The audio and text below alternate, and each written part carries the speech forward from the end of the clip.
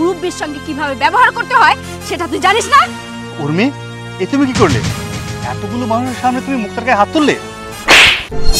তুমি চুপ কর। তোমার সামনে আমার মা, আমার বোন তোমার বাবাকে এভাবে অপমান করছে। বাবা সূর্য, তোমরা তো মার্কেটে যাইতেছো, তাই কইছিলাম কি গত ঈদে এই ফতুয়াটা তুমি কিনে দিছিলা, মসজিদে যাইতে পারি না নামাজ পড়তে, তাই বলছিলাম কম দামি একটা পাঞ্জাবি আনলে ঈদটাও করতে পারলাম আর পরে নামাজও পড়তে পারলাম। কি ব্যাপার? আপনি আমারে থাপড় মারলেন কেন? আমি আমার ছেলের কাছে পাঞ্জাবি চাইছি।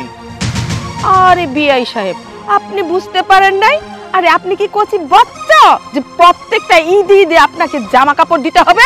হ্যাঁ, আরে ভালো জামা কাপড় পরতে না কপাল লাগে। আরে গত ঈদে আপনাকে জামা কাপড় দেওয়া হইলো, এখন আবার ঈদের মধ্যে বায়না ধরে বসে আছেন। আচ্ছা বাবা, তোমার কি কোনো কাণ্ডজ্ঞান নেই? তুমি দেখতে পাচ্ছ আমি আমার শাশুড়ি আর শালিকে নিয়ে মার্কেটে যাচ্ছি, তুমি তো পরেও আমাকে বলতে পারতা। এর মধ্যে তুমি বায়না ধরে বসলা তোমার পাঞ্জাবি লাগবে। আচ্ছা, তোমার পাঞ্জাবি লাগবে তুমি পার্সোনালি আমাকে বলতে পারতা, এবার সবার সামনে আমাকে বলো কি আছে? দুলা ভাই, আপনি বুঝতে পারছেন না কেন? আপনার বাবার তো বয়স হয়েছে, আর এই বয়সে না এখন ভিমরুতি ধরেছে। তারও তো মন চায় যে একটা নতুন পাঞ্জাবি কিনে, কিন্তু সেটা তার ভাগ্য হয় না। তাই মুখ ফুটে আপনার কাছে বলেছে যে একটা পাঞ্জাবি কিনে দেন। সেটা করুন, একটা পাঞ্জাবি মাকে কিনে দিন, ওনার শখটাও পূরণ হবে। আবার কি 2 দিন পরে বলবে মা যে বিয়েও করে দিন।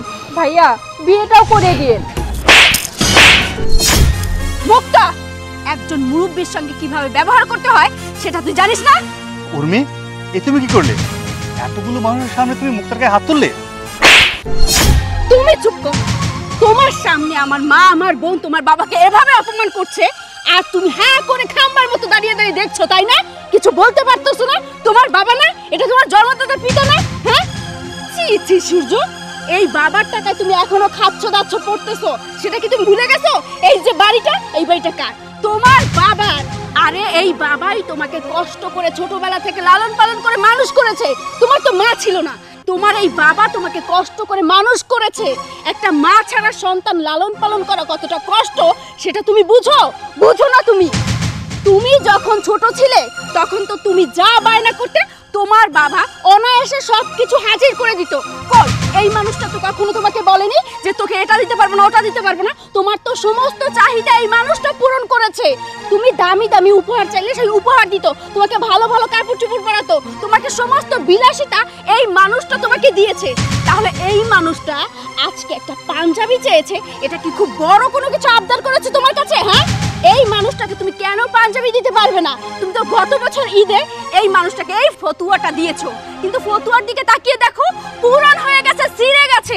তারপরও এই ফতুয়াটা তোমার বাবা পড়তেছে, ধুয়ে ধুয়ে পড়তেছে। তুমি তোমার বাবাকে অনেক অপমান করো, অনেক অত্যাচার করো। তোমাকে আমি বারণ করি যে বাবাকে এরকম অত্যাচার করবে না, কিন্তু তুমি আমার কোনো কথাই শোনো না। আমি যখন আড়ালে চলে যাই তখনই তুমি তোমার বাবাকে ইনসাল্ট করে কথা বলো। কেন? তার বয়স হয়েছে বলে, সে মুরব্বি হয়েছে বলে কি তোমার কাছে কোনো মূল্য নেই? হ্যাঁ, কোনো মূল্য নেই? আরে তুমি ভুলে গিয়েছো এখনো তোমার বাবার টাকায় খাচ্ছ পড়তেছো। তোমার বাবা বয়সকালে ইনকাম করে রেখেছে, এই জন্য তুমি এখনো ভালোভাবে চলতেছো। তোমার বাবা যদি ইনকাম করে না রাখতো তাহলে তুমি কিভাবে এত অট্টালিকার মুখ দেখতে বলো? পারতে না। কিন্তু নিজে ইনকাম করে দেখো, নিজে একটা ব্যবসা দাঁড় করাই দেখো যে জীবনে একটা ব্যবসা দাঁড় করানোর জন্য কতটা কষ্ট করতে হয়, কতটা পরিশ্রম করতে হয়। কিন্তু তুমি তো সবকিছু প্রস্তুত অবস্থায় পেয়েছো, এই জন্য কোনো কিছুকে তুমি দাম দিতেছো না। শোনো, তোমার বাবাকে তো আমি স্যালুট জানাই, কত ভালো একজন মানুষ। এরকম শ্বশুর পেয়েছি আমি, এটা তো আমার কপাল ভালো।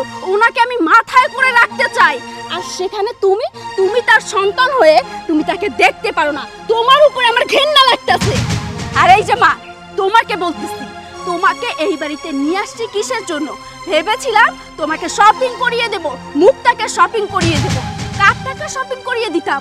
এই যে এই মানুষটার টাকা শপিং করিয়ে দিতাম। আর এই মানুষটার সঙ্গে এইভাবে কথা বলতেছো? হ্যাঁ, জি, তুমি গুরুজন। তুমি বরঞ্চ মুক্তাকে শিক্ষা দেবে যে একটা বয়স্ক মানুষের সঙ্গে ভালো ব্যবহার করতে, কিন্তু তুমি এই আশকারা দিচ্ছ। আমার ভাবতেও অবাক লাগতেছে যে তুমি আমার মা। শোনো, এই মুহূর্তে এই বাড়ি থেকে চলে যাও, কোনো শপিং হবে না, তোমাদেরকে কোনো শপিং করিয়ে দিব না। যাও, চলে যাও। চুপ কর, তোর কি মাথা নষ্ট হয়ে গেছে? হ্যাঁ, তুই কার সাথে কি করছিস?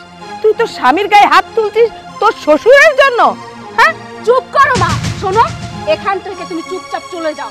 তুমি আমার মা দেখে তোমার গায়ে হাত তুলিনি, তা না হলে তোমার গায়ে আমি হাত তুলতাম। চল।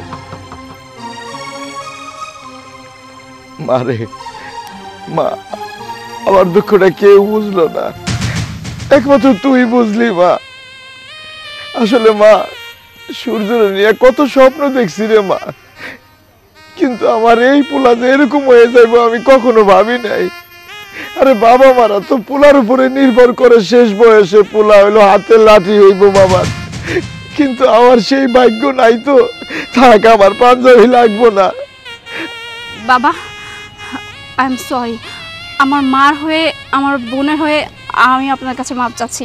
আমাকে ক্ষমা করে দেবেন প্লিজ। না বৌমা না, তুমি ক্ষমা চাইতেছো কেন? সূর্য, তুই আমার ছেলে না বাবা?